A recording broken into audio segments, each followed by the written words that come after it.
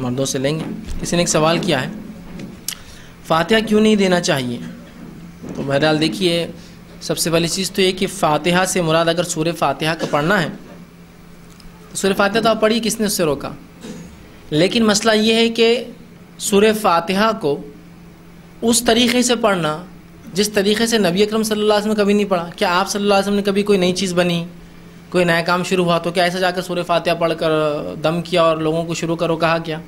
نہیں۔ تو یہ سورہ فاتحہ کا من مانا استعمال ہوا نا، تو یہ درست نہیں، سمجھ رہے آپ؟ سورہ فاتحہ کا پڑھنا، فاتحہ کا پڑھنا غلط نہیں ہے، سورہ فاتحہ کو فاتحہ کہتے ہیں، لیکن سورہ فاتحہ کو خاص کرنا، دکان کھل رہی تو، مکان بن رہا تو، نیا پھل آ رہا تو، نئی چیز آ رہی تو، اولاد پیدا ہوئی تو پڑھ کر چیزوں پر پھونکتے پھر اس کو بانٹتے ہیں، یہ طریقہ نبی اکرم صلی اللہ علیہ وسلم چونکہ نہیں تھا تو غلط ہے۔ آپ جتنے بار سورہ فاتحہ پڑھنا چاہے پڑھتے رہیے، لیکن اس طرح سے پڑھ کر خاص کرنا یہ غلط ہے، اسی لیے فاتحہ دینا درست نہیں ہے۔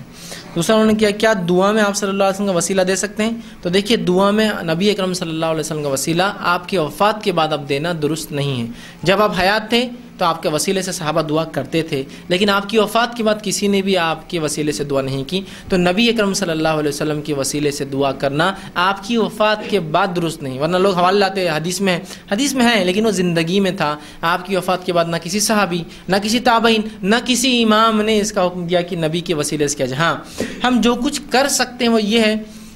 وہ ہے نبی سے محبت شرعی عبادت ہوتی ہے،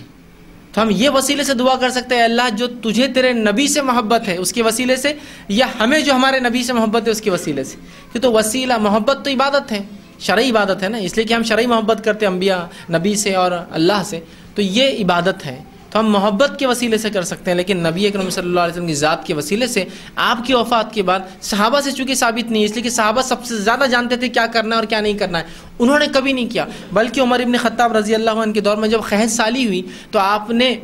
عباس رضی اللہ عنہ کے وسیلے سے دعا کی، کیوں نہیں رسول اللہ کے وسیلے سے دعا کی؟ آپ نے یہ دعا بھی کی، اور امام بخاری نے اس الفاظ کو نقل بھی کیا، اور عمر ابن خطاب رضی اللہ عنہ دعا کی کہ اے اللہ، جب تیرا نبی ہم میں زندہ تھا تو اس کے وسیلے سے ہم دعا کرتے اور تو بارش برساتا، لیکن آج تیرا نبی ہم میں موجود نہیں ہے، لہٰذا اس کے چچا عباس کے وسیلے سے ہم تجھ سے دعا کرتے ہمیں بارش دے، اور بارش ہوئی۔ تو یہ حدیث بتا رہی ہے نبی جب زندہ تھے تو صحابہ مانگتے تھے وسیلہ، وفات کے بعد کبھی نہیں مانگا، لہٰذا نبی اکرم صلی اللہ علیہ وسلم کے وسیلے سے دعا نہیں۔ آپ یہ کہیے کہ نبی سے جو اللہ تجھے محبت ہے اس کے وسیلے سے، یا ہمیں جو محبت ہے اس کے وسیلے سے، وہ الگ چیز۔